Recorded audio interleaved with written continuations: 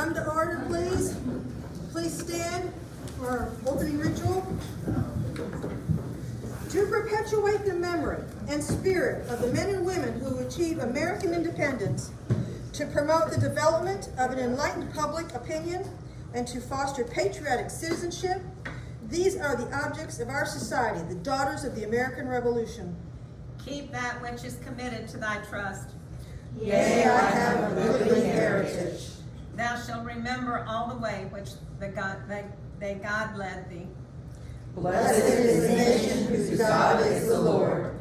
Our Heavenly Father, we thank thee for thy guidance and for thy presence in the life of our country. We thank thee for all those yesterdays of our human race whose lessons and fulfillment have become a heritage to us. Continue, we pray, thy blessings upon this nation, that all who are a part of it may learn true nobility of manhood and womanhood. Grant us growth in understanding and increasing devotion to righteousness. And Father God, we thank you for allowing us to be together with you and with each other. We thank you for the good celebration of Constitution Day. We thank you for Rob Mattson as he teaches us about the St. John's River and the Bartrams. We pray that we will learn much about our history while we're here, and ask you to keep all of us safe going home. In Jesus' name, amen. Amen. Barbie's going to lead the pledge. I pledge allegiance to the flag of the United States of America and to the republic for which it stands, one nation, under God, indivisible, with liberty and justice for all. Jeanne is going to lead the creed. The American's Creed.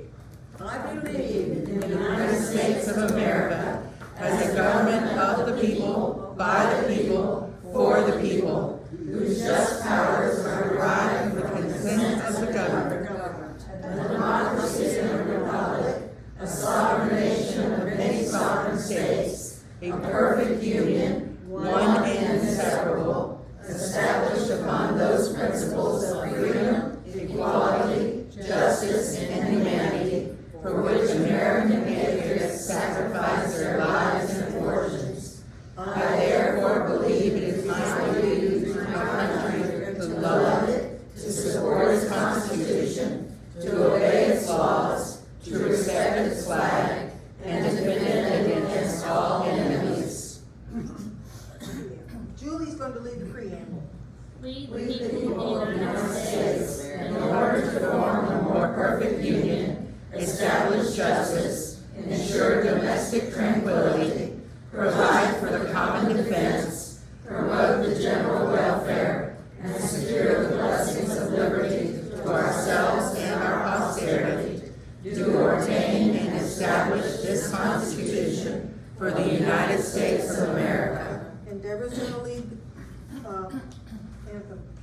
Oh, say, can you see by the dawn's early light what so proudly we hailed at the twilight's last gleaming, whose broad stripes and bright stars through the perilous fight o'er the ramparts we watched were so gallantly streaming, and the rockets red glare, the bombs bursting in air, gave proof through the night that our flag was still there. Oh, say does that star-spangled banner yet wave o'er the land of the free and the home of the brave? Everyone sit down. Please be seated.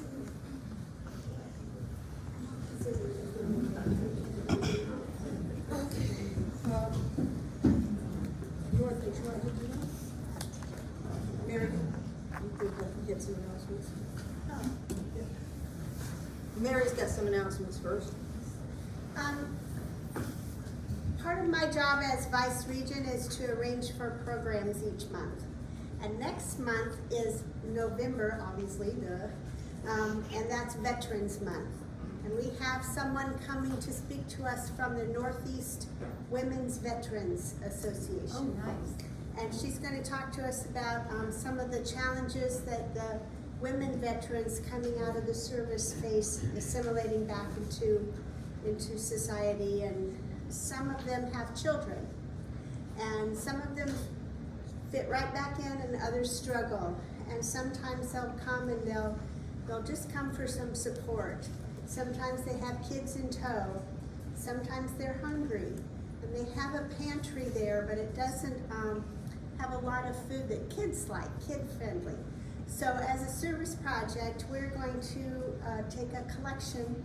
So sometime while you're shopping this month, if you know, a BOGO, if you're at Costco, whatever, think big.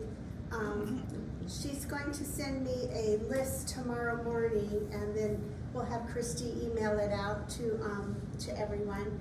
If you don't get the list or you don't think about it and you're just at the store and you see something that you think would be good, that's perfectly fine as well. But we'll collect that next meeting in November. Any questions? We also are going to have a surprise Quilts of Valor presentation for 2 mothers of chapter members. Thank you, Mary. Some other things I wanted to mention that, as Deborah said earlier, today's the 39th anniversary or birthday of this chapter. And that's why I want to thank Deborah and Mary for this beautiful table and the refreshments. Also, I wanted to bring up, if you do not get the magazine, I have some forms here.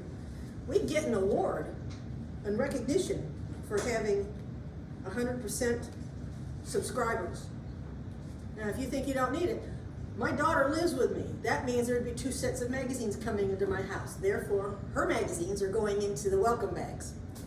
So, you don't have an excuse. So, see me if you want to get a magazine. Let me see what else. Please see Sharon Barnes. Hi, Sharon. She's brought in the scrapbooks.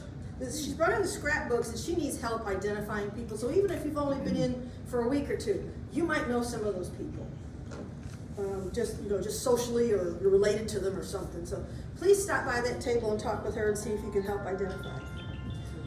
One last thing is, we're already getting told by management we have too many cars. Everybody's contact information is in your yearbook. Contact someone near you and try to carpool. That would help us a great deal with management here. And now, going on to the next, do we have a Patriot Minute? We didn't have a Patriot Minute for today. When we have our installation. When we do the oath. Okay. Well, I would like to welcome, I know we have one visitor. Was there any other visitors? Okay, welcome to Jessie.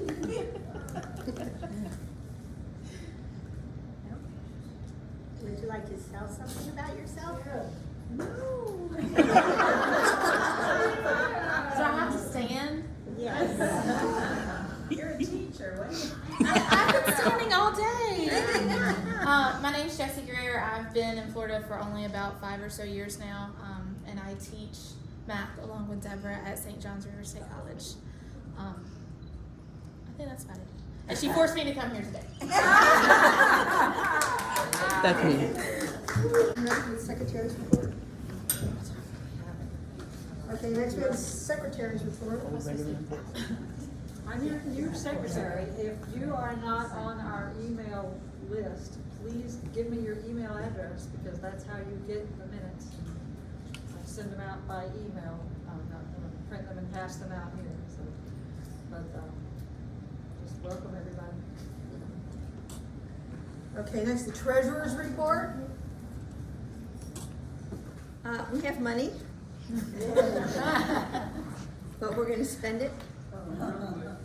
because we have to pay national dues and state dues, but I still have some people that still owe their dues. I will be calling them instead of sending them an email or a letter.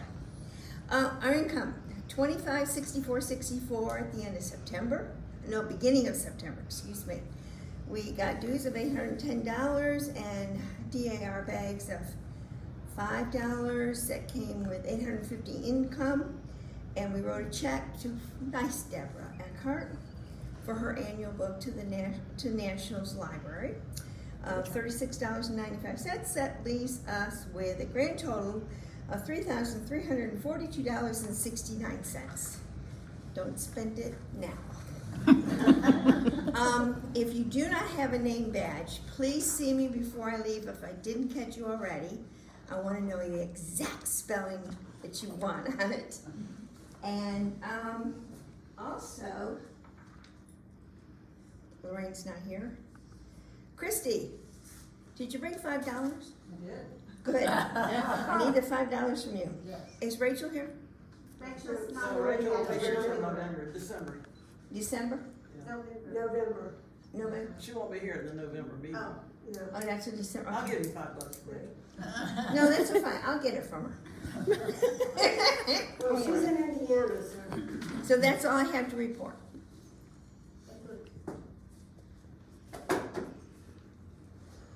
Okay, then the registrar's report.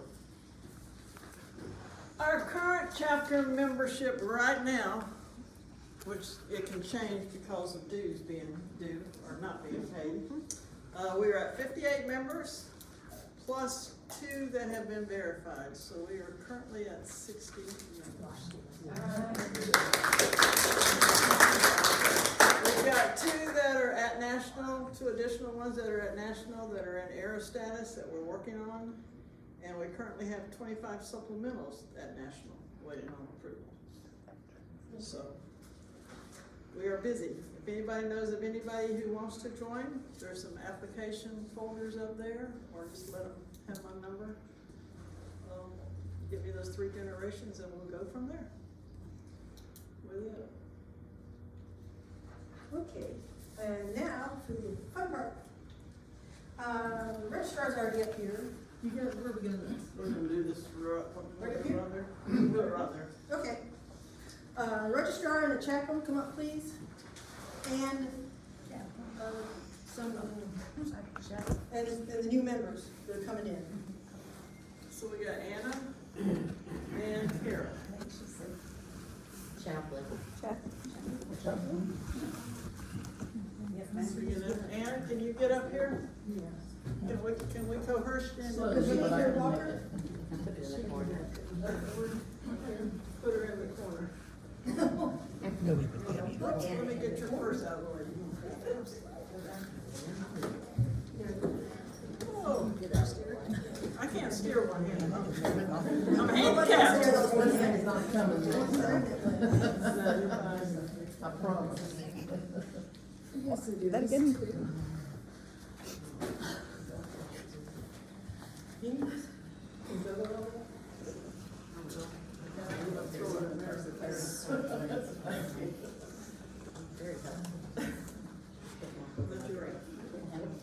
The registrar will now present the members.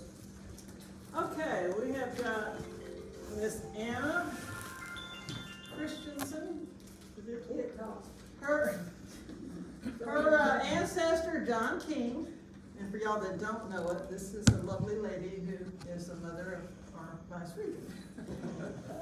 John King was born around 1750 in Virginia. He lived in Washington County, North Carolina during the Revolution. He was credited with patriotic service when he signed the Watauga Settlement Petition in 1776. When I looked this up, Watauga was originally in Washington County, Tennessee, who was siding with the British. Residents of this area expressed loyalty to the United Colonies and petitioned to annex into North Carolina, where they joined in with a fight for independence.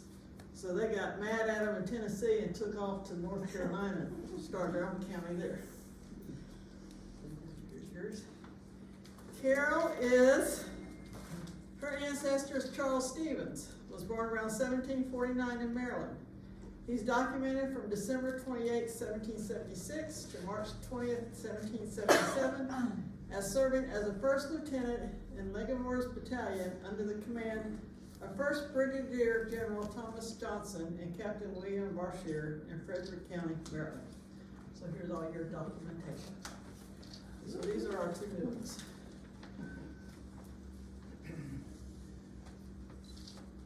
Okay, the chaplain will now give the oath of membership to the National Society in the National Society of Daughters of the American Revolution. Please raise your right hand and respond in the affirmative to the following questions.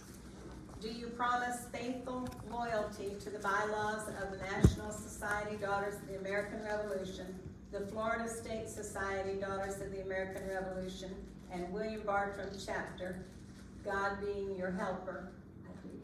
Yes. Do you promise faithfully to uphold the Constitution of the United States of America, God being your helper? Yes. John, Do move it. you promise that at all times you will promote the objectives of the National Society to the best of your ability, God being your helper? Yes. May we pray. Our Heavenly Father, we lift our hearts in prayer, grateful for the blessings of liberty and for the privilege of membership in the National Society Daughters of the American Revolution. We thank Thee for these new members who are willing to give their time, thought, and talent in service to the National Society. May their service be pleasing to them and to Thee. Welcome. Amen. That's your part, welcome. You don't have to. No, just give them that. Mary, you wanna come pin your mom? And welcome. Mary will pin her mom and I'll pin Miss Carol. Whoops. Got it? Pin you.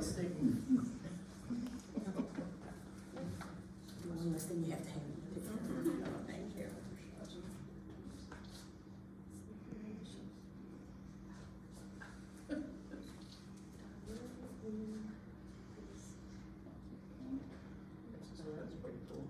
It's there. We got pictures before we start. Pictures before we, last time we didn't get pictures right off the bat and one of them disappeared on us.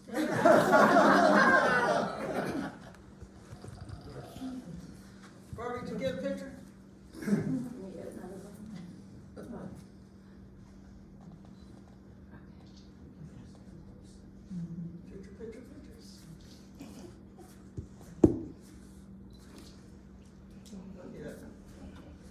Okay, well, let y'all sit back Go sit down. down? Yes, ma'am. You sit down. You need to give her walker again.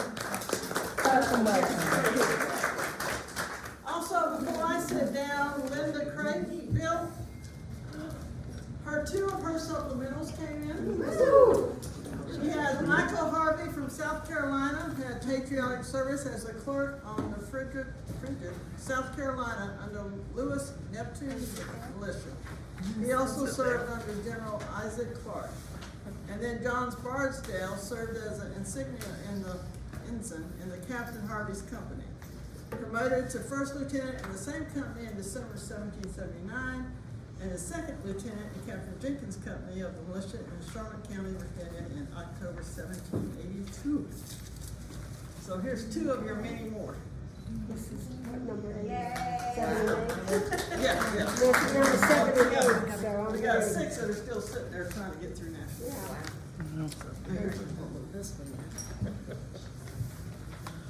So for those of you that don't know what supplementals are, you have your proven patriot that you come in under, but you may have other people in your lines, in your family lines, that are also patriots. And you can apply for supplementals for them. But they take forever, so that's a big deal. Yeah.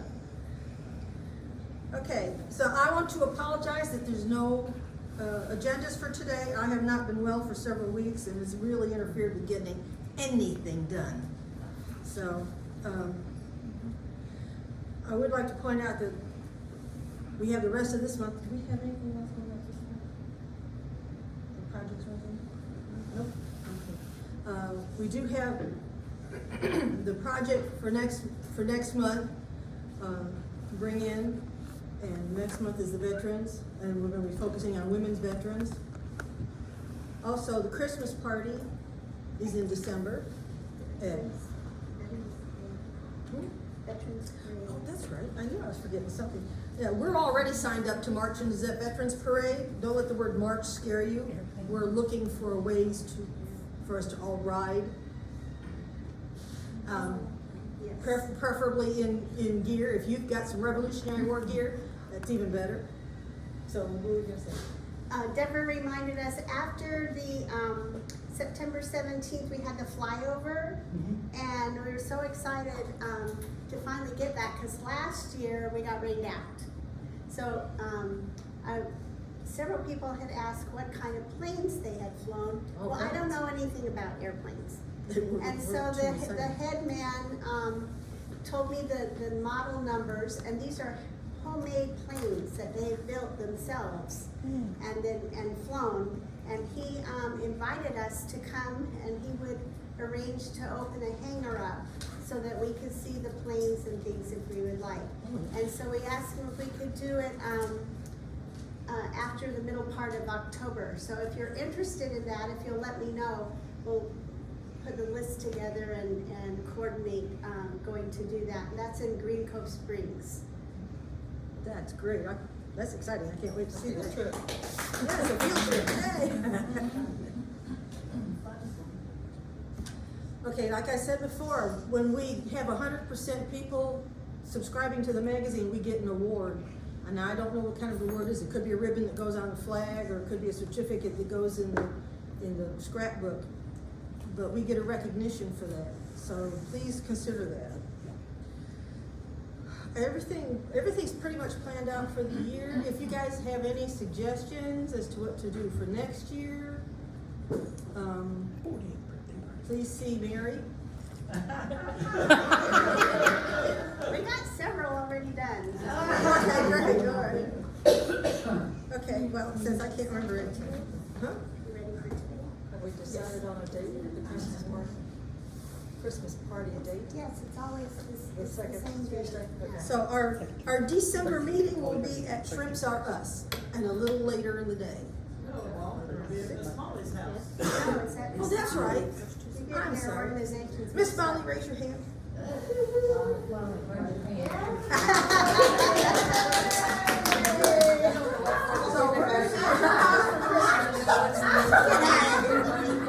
Get out of here.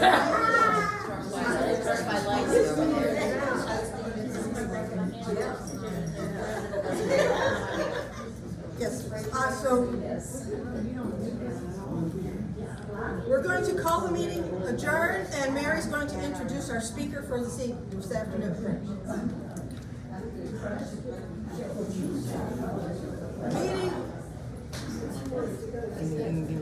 Ladies,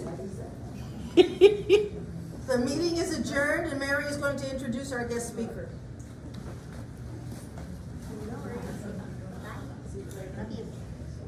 Okay, we have a real treat today. We have, it's in the, sorry, exiting. Again, we have a real treat today. Rob Mattson is here, and he's kind of an old friend because we've worked together on several things with several of us in this room through the Historical Society and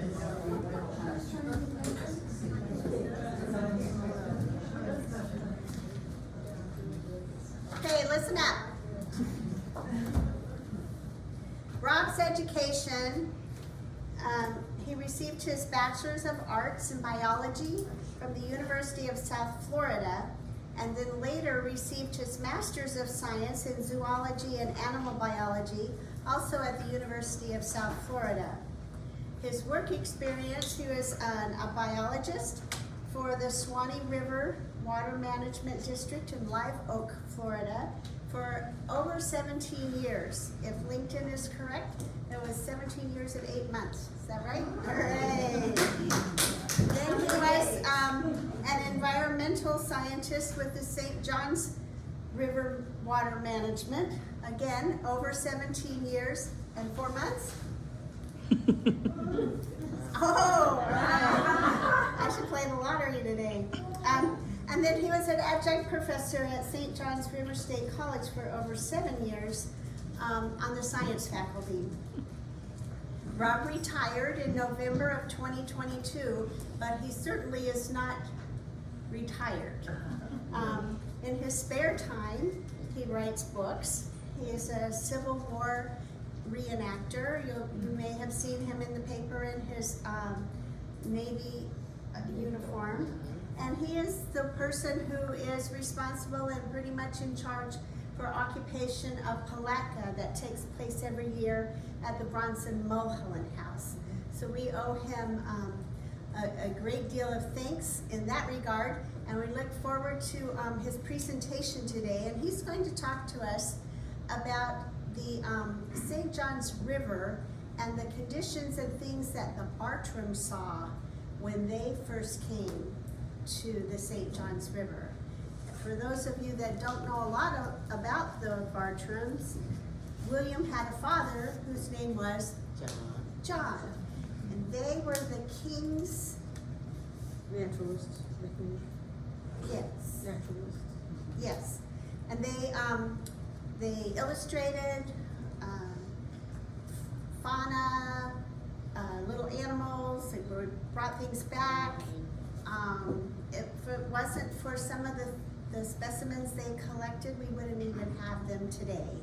Like the Franklonia was a tree that was found in Georgia, and it's non-existent today except for through the Bartram's gardens and things. So we're going to turn the time over now to Rob, and appreciate you being here with us. I know a number of you from various venues and activities. I want to thank Cherie for bringing that big, wonderful screen. But Mary brought her projector, I brought mine, and neither of them had the horsepower to really brightly project on the screen. I'm not a tech guy, but sometimes I guess I know just enough to be dangerous to get this thing up and running. So yeah, we're really going to be kind of talking about what St. John's is today and what John and William Bartram saw in their time and how it may have changed. Because I'll talk about those two guys in just a bit. So this is what Mary just said. I always kind of start out with a little bit on my background. I spent a little bit of time in the private sector before I jumped to Swanee. And I will be going back to St. John's, but under Florida retirement rules, because I'm getting a pension, I have to go away from the college for a while, but I do hope very much to be reinstated. So We'll be happy to see you back. We'll be happy to see you back. Yeah. The St. John's River has gone by many names over its history, and there were probably more further back. We know that the Seminoles referred to it as Huelaca, the River of Lakes, and some of you might know that. Some of the early Spanish explorers after Ponce de Leon, Columbus, referred to it as the River of Currents because of the strong tidal currents in the lower river and right off the river mouth. That's often how they found it. They would see the water swirling around and, oh, I know, I'm close to St. John's River. During the Protestant Reformation, a number of folks fled Europe to get away from persecution. And a small group of French Protestant settlers established a colony in the Fort Caroline area on the St. John's River. They referred to it as the River of May because that was the month they arrived. And the early Spanish colonists here in Northeast Florida referred to it variously as the River of St. John or the River of St. Matthew, San Mateo. That's where that name came from. The actual name St. John's River was sort of settled during the period of British control of Florida. So, yes, we talked a little bit about the Bartrams. The elder Bartram, John, had friends in high places. So after Florida became British territory, He was appointed botanist to the Americas by King George III, and he came here in the middle 1700s, 1760s, 1765, 1766.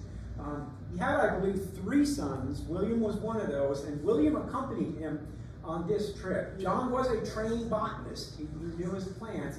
William was more of an illustrator, but he had picked up a lot of biological knowledge from his father. So that was kind of the first Bartram expedition on the St. John's. And back then, really, the only way to penetrate Florida was via the rivers. William returned about a decade later, as everybody knows, under the employment of a wealthy English physician, Dr. John Fothergill. The way I like to describe it is nowadays, if you're fabulously rich, you buy a professional sports franchise, right? A basketball team, a football team. Back then, if you were fabulously rich, you had a country estate with gardens and maybe a greenhouse, and you would hire trained people like William. They were called back then naturalists. Today we would call them ecologists or environmental scientists. You would send them all over the world collecting material they would send back to you to plant in your garden or in your greenhouse. And then you throw these lavish parties and you escort your guests through your gardens and say, this one came from Northern Africa, and that kind of thing. Show off your plants. So yeah, William returned to do some collecting for Dr. Fothergill. And as we know, some years later, after he returned home to Philadelphia, and that's where these guys live, that's the Bartram home, he wrote his very famous book, Travels. It had this huge title. It was almost more like a summary of the book rather than a title, but we call it The Travels of William Bartram, or just Bartram's Travels for short. And probably one of the first authoritative descriptions of Florida fauna and flora.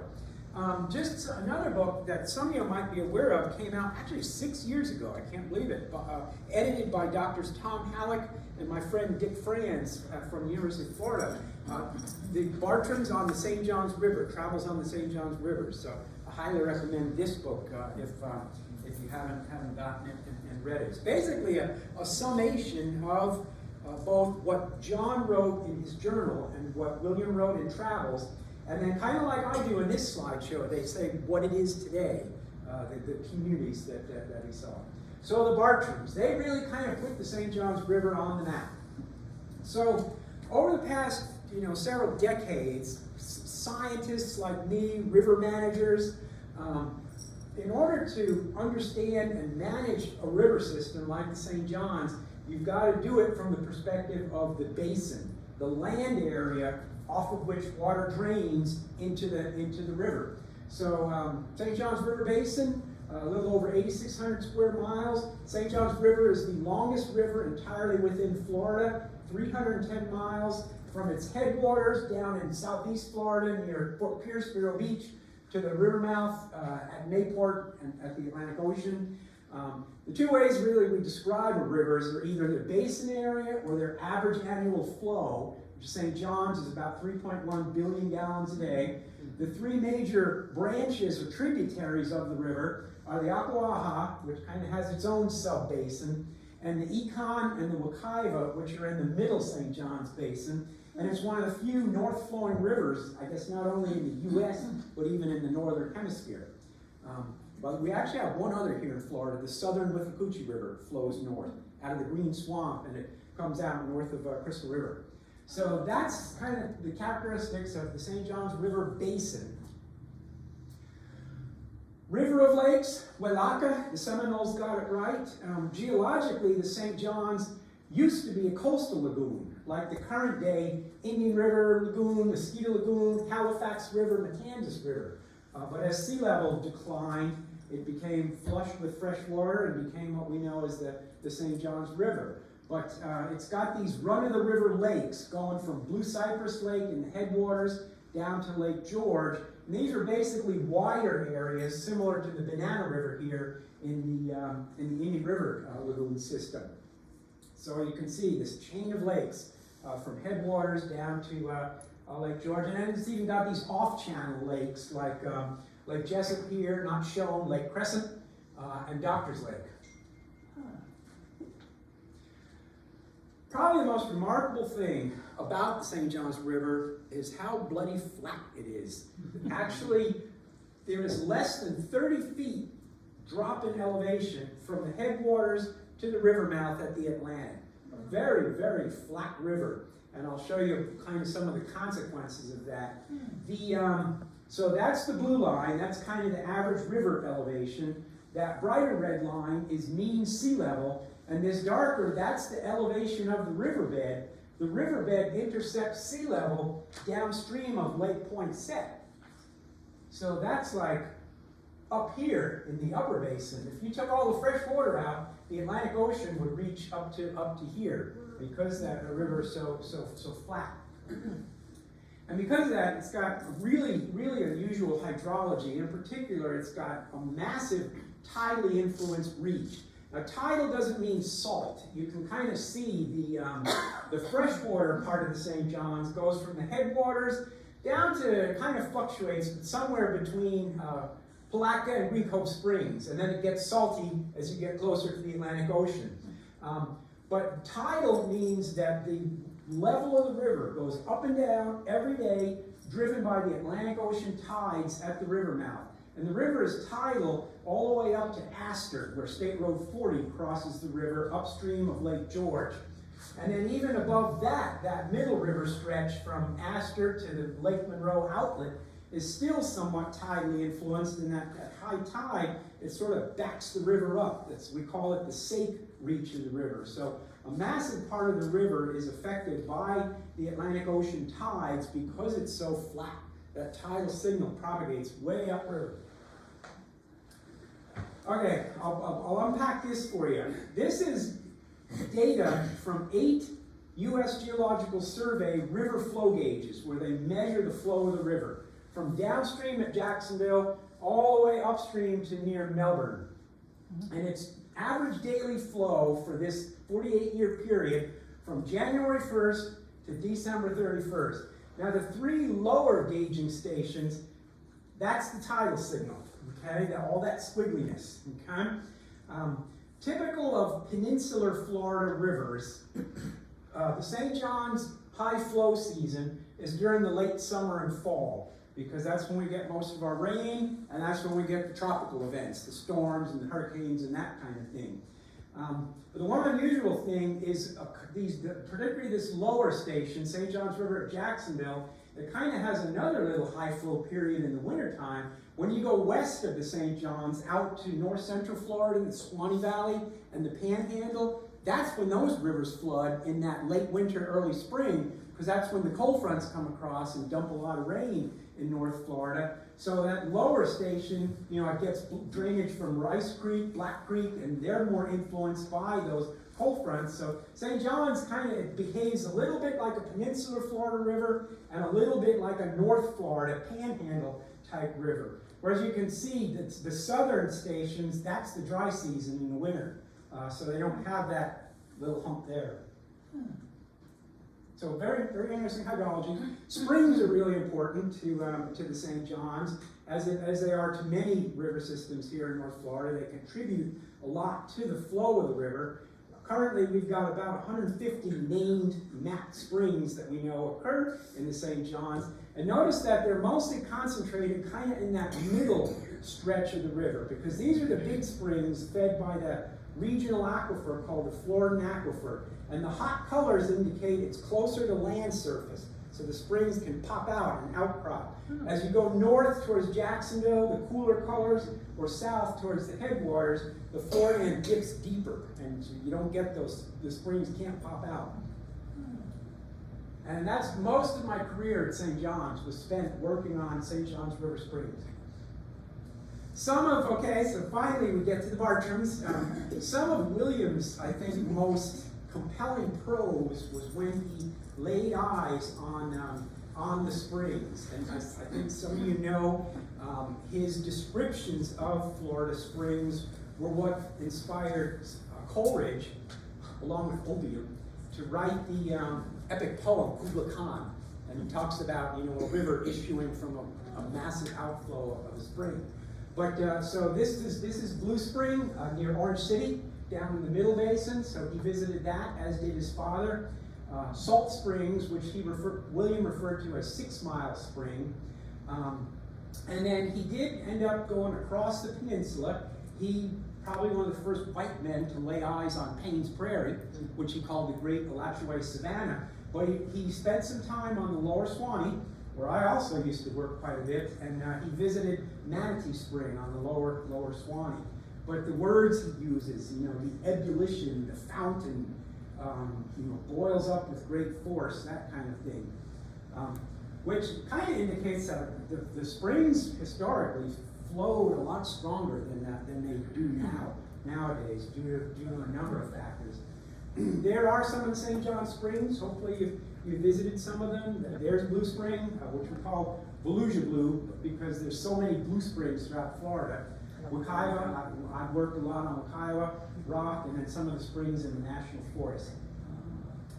And then one of the characteristics of a lot of the St. Johns River springs is they're characterized as salt springs. They're not as salty as the ocean, but they have a much higher salt and mineral content than your typical, what we call calcium bicarbonate spring, like Silver Spring or Wekiwa Spring.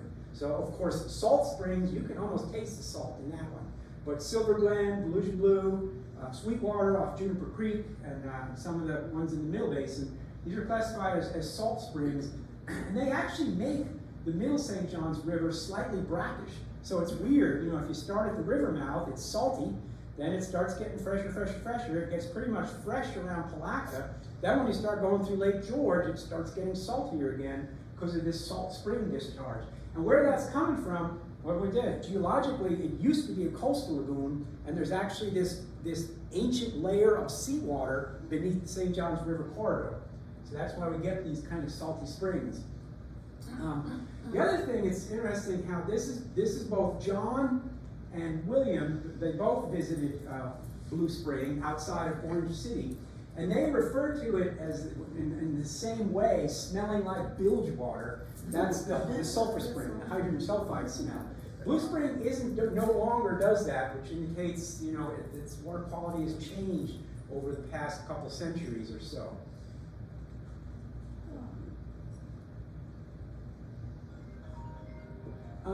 One of the big issues we're dealing with in springs nowadays, not only in the St. Johns but throughout Florida, is massive increases in this dissolved nitrogen compound called nitrate. These are 4 of the major St. John springs. Background nitrate is way down here, 0.05 of a part per million, and these are all 10, 20 times higher than that. And these are one of the factors causing some of the changes, biological changes we've seen in springs. Historically, they were vegetated with the submerged grass beds, but now they have those filamentous algal mats. And nitrate is one of the things that's driven those changes. Some of the other ecological resources that both John and especially William described, and that we look at in the St. Johns, are wetlands, submerged plant communities, benthic macroinvertebrates, I'll define those, and fish and wildlife. Water Management District on a regular basis does do wetland mapping in the St. Johns River Basin. That's kind of a way of keeping track of if we're protecting our wetlands, because they provide a lot of what we call ecological services, water quality protection, flood protection.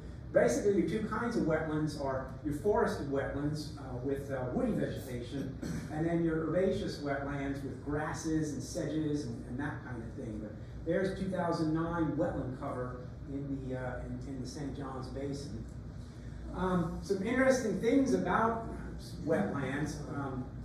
Just a couple little tidbits, random tidbits I'd like to point out. This pretty plant here, does anybody know what that is? Water hyacinth, okay? It's an exotic from South America, and it was introduced to North America, this continent, here at St. Johns River, when Mrs. W.F. Fuller brought some back from an expo in New Orleans, put it in her backyard fish pond. They had a winter house on the river in San Mateo, and when the hyacinth took over her fish pond, she just dumped it into the St. Johns River. I've got pictures, you might have seen, where at one point, the whole St. Johns River, even the wide part downstream of Palatka, was bank-to-bank hyacinths. They just took over, and after many hundreds of millions of dollars, we've kind of got a handle on it. The other interesting thing, this plant here with the crinkly leaves, this is water lettuce. For a number of years, it was also classified as a South American exotic, and yet William references vast quantities, that's its scientific name, which still is Pistia stratiotes. He references large meadows of water lettuce on the St. Johns River.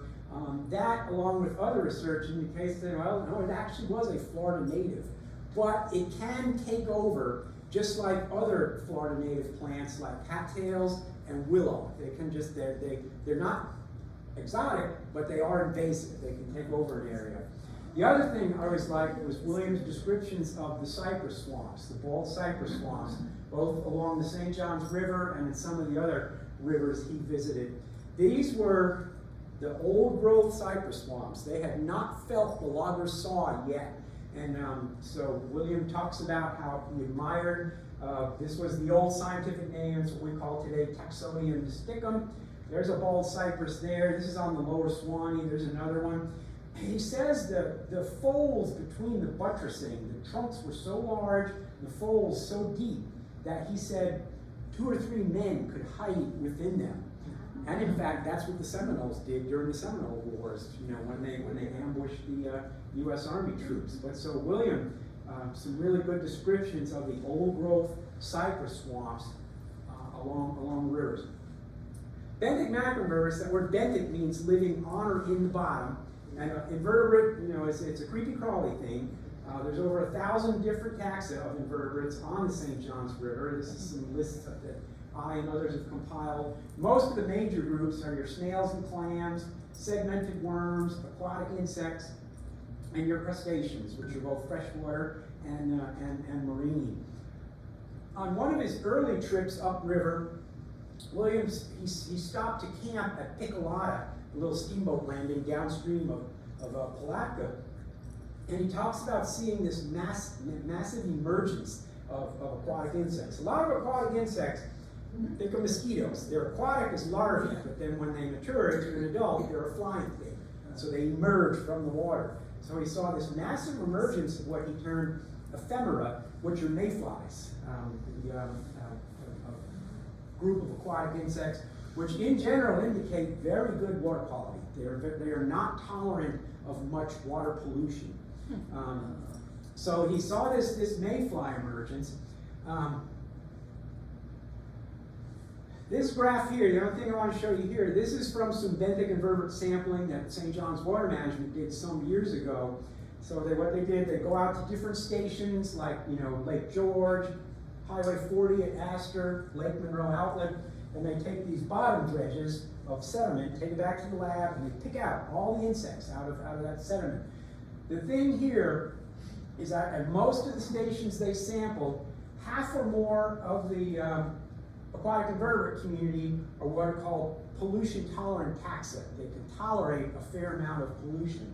Most of these are in this group, the chironomids, or non-biting midges, what some folks call blind mosquitoes, but they're not a mosquito and they're not blind. But some of these guys are very, very tolerant of pollution, and in a polluted situation, they don't have any competition with other invertebrates. They have plenty of food to eat. So their larvae live in a little burrow in the river bottom. They're just these little red wigglers, and then they emerge. They're kind of a mosquito-like looking thing, but they proliferate in massive numbers, and you get what are termed these nuisance midge emergences. And if you live close to the river, it's particularly when we get the algae blooms on the river, that provides a massive food source for these guys, and you get those huge midge emergences. Another amazing thing about the St. John's is the incredible diversity of the fish communities. About 260 fish species occur in the river, and actually only about 60 or 70 of those are freshwater. The rest are marine and estuarine. So your 3 major freshwater groups are your sunfish and bass, your bream and bass, minnows and shiners, and your catfish and madtons. And then your marine groups include your shad, which we'll come back to that, your mud minnows or killifish, the drums, a big group with your red and black drums, sea trout, croaker, and mullet. Bartram was fascinated with the largemouth bass, which he referred to as trout. Whenever he calls, you read in travels, and he talks about trout, he's talking about largemouth bass, which of course that's what the fishing tournaments go after and that kind of thing. When he stopped on one of his other trips up the river, he had some traveling companions, and they camped on Lake George, maybe on Drayton Island or something like that. But his friends made these lures and put them on a big thick pole and went jigging for bass. And he describes observing the bass come up with that mouth and just strike that lure. The St. John's River, in 1955, a guy named William McLean published his PhD dissertation on the fishes of the St. John's River, and he identified the largemouth bass found in the St. John's River as endemic to the St. John's. They're the Florida subspecies of the largemouth bass, and so William was the first to describe that. Another thing, so this was some of William's, again, some of his Springs prose when he visited Salt Springs, or what he calls 6 Mile Springs. So he describes the spring head itself. Then he talks about the fish that he saw. He calls about the devouring garfish, the inimical trout, that's the bass, all the varieties of gilded painted brim, those are your sunfish, the barbed catfish, and then he gets into the dreaded stingray, skate, flounder, spotted bass, sheep's head, and ominous drum, all of which are marine, but they're able to come far up the river because of that salty spring influence. And in fact, the St. John's, like the Homosassa on the Gulf Coast, is one of those rivers known for marine invasions, and these are just some of the marine species. The top picture is from some good friends of mine. That's striped bass, stripers in Silver Glen Spring, and I think that's what Bartram meant by spotted bass, because they've got the lines, but they're actually like a bunch of little spots dotted. And this is a pot of tarpon, a picture that I took up in Blue Spring, outside of Orange City. So marine invasions is something that the St. John's is known for. McLean talked about it in his PhD dissertation. And then some of the wildlife that Bartram talked about, he did see a skeleton of a manatee at Manatee Springs, and some of these other things are very charismatic. They're what makes it on a t-shirt. But he talked about seeing crested caracara, which is kind of like a tricked out vulture. Wood stork, limpkin, some of these were the first descriptions that white people had ever read of these things. He first described gopher tortoise. We do know there were wolf in this area. He talks about wolf hearing them howling when he was trying to sleep at night. Florida panther, when he visited the Seminole village near Palatka, where Palatka is today, he talks about seeing the drying hides of deer, bear, wolf, and what he called tiger. But that would be panther, because I've seen some panthers with a slightly striped coat. Ivory-billed woodpecker, which is sort of like the holy grail of bird watchers. So, yes? Is that whatever, is that the blackbird that stretches his wings out to dry? No, that's an anhinga you're thinking of. Crested caracara, it looks kind of like a vulture, but it's got, it's a raptor, it's a carnivorous bird. It's got kind of a little white crest on its head, not a white head like a bald eagle, and it's got some red on the wings. If you just Google crested caracara, you'll see some pictures. Like I said, it looks like a punk vulture, tricked out. So, this is my last one. I appreciate your patience. So, St. John's River was and still is one of the most interesting rivers in Florida, hydrologically and ecologically. Now, I'm still a little biased towards the Swanee, but I really I've in my 17 years, I've become intrigued with the St. John's. It is not the same one as the Bartrams visited. I've shown you, there's been degradation of water quality, changes in hydrology, the springs just don't seem to bubble out like they used to, and loss of habitat and wildlife.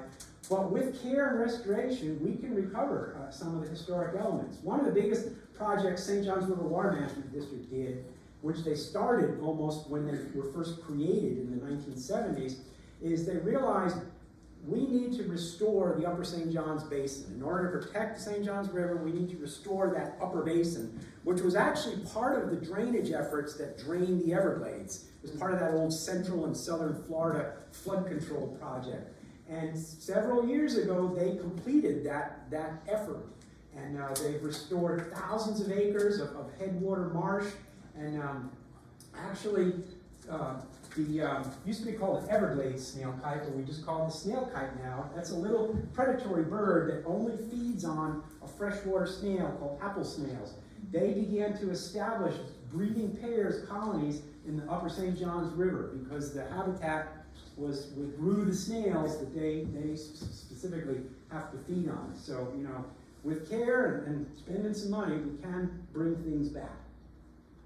And with that, Thank you. Some questions.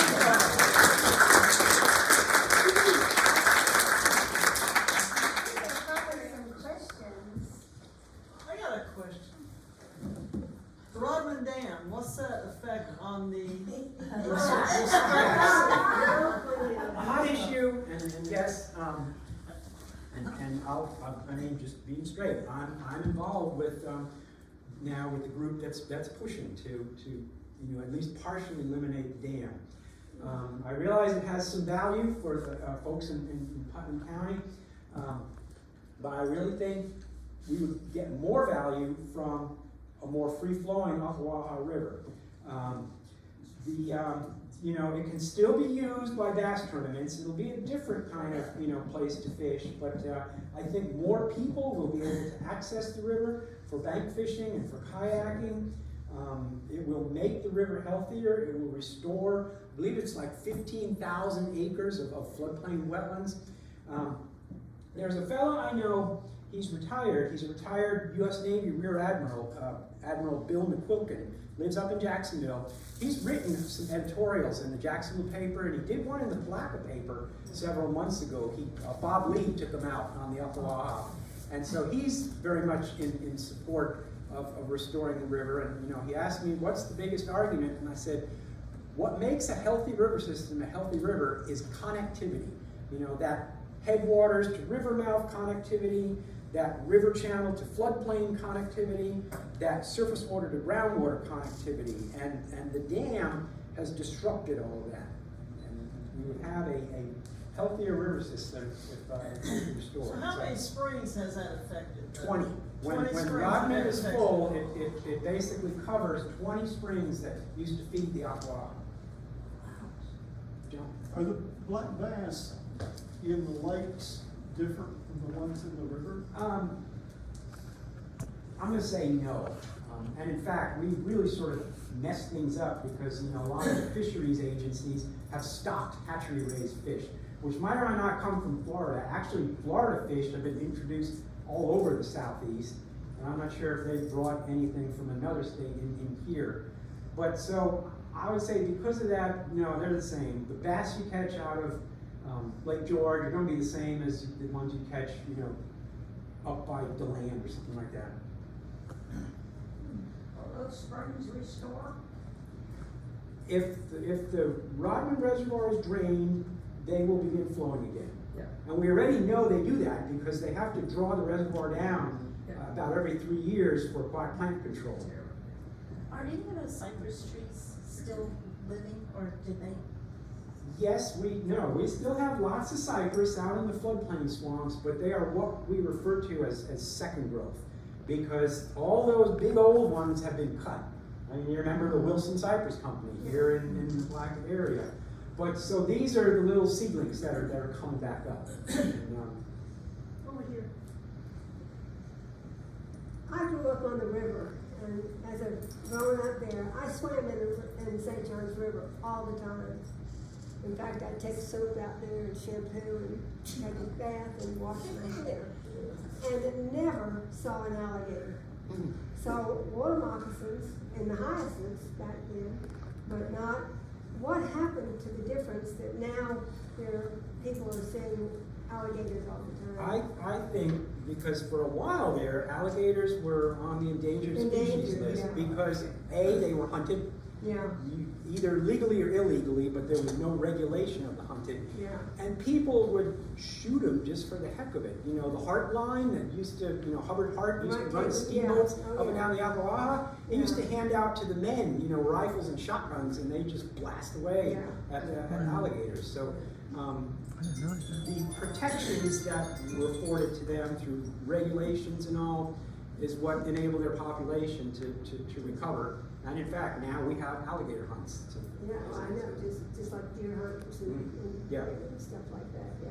Well, I was just curious, because I mean, I never even gave a thought that there was an alligator in the Yeah, river. their populations have greatly increased due to the protections afforded to them. How did the tilapia get into the Blue Springs? We think two ways, more broadly into the St. Johns River. Tilapia, it's either a South American or Asian fish. It's what you buy in the seafood markets, tilapia. Those are, so I think they were largely introduced here to Florida in the Southeast to raise for aquaculture. So, but you know, they've either escaped or folks have introduced them, you know, to either legally or illegally to try to provide an additional fishery, which as I understand it, they won't take a hook and line. Folks do go bow fishing for them. But so they were introduced by the aquaculture industry, and then probably subsequently, you know, folks let them go. Well, I grew up back when they did monkey fishing before they outlawed it. Right. We'd see them at night with the flashlights and, yeah. She's talking about illegal electroshocking. To shock up catfish. Catfish, yeah. And you didn't eat catfish back then because they were muddy. So, yeah.